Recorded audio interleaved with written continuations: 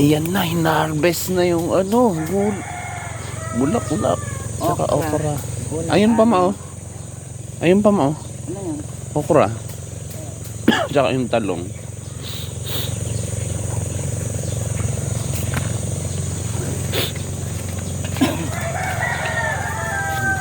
Susunod na linggo, ang dami na nito, no? Dami na yan. Sunod-sunod na eh. Ayan no. Ayan, no?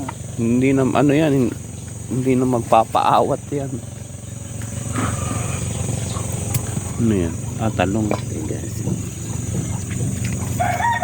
Kalabasa oh.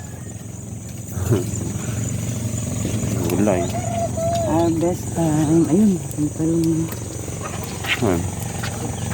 Puti. Meron pa doon, di ba? Doon sa kabila ma, malalaki na rin yun nandun.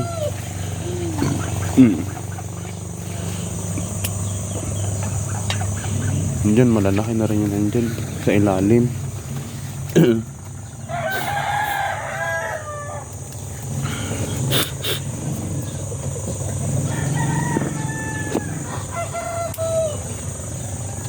Yan no, kunin mo na rin yan ma. Hindi nalalaki yan eh.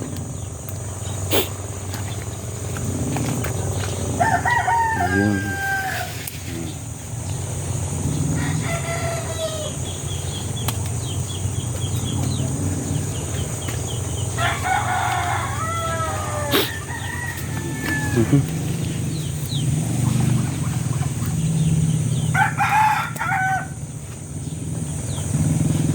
Talong sa ilalim.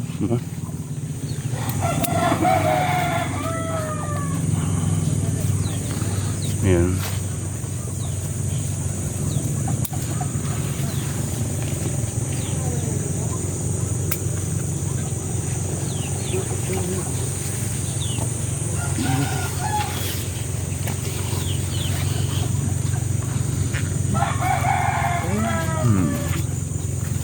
Ayun mo oh, talong oh. Sa labas.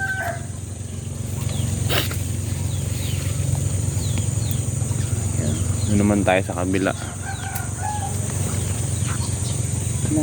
Kinuha na yung mga sili. Ilalagay natin sa ano, sa tawag dyan. Yan. Ilalagay natin sa ano, alamang. Gagata tayo ng alamang. Kita ko yan. Tayo ng alamang. Wala, dun ka. Yan, sa ilalim. Madami yan.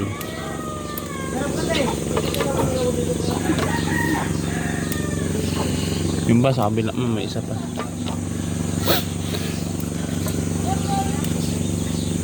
Ayan. Ayan na yung na-harvest natin ngayong umaga. So, sitaw o talong. Pili na kayo dyan ng talong kung alin yung talong nyo dyan. Yan. Sunflower. Tsaka sili.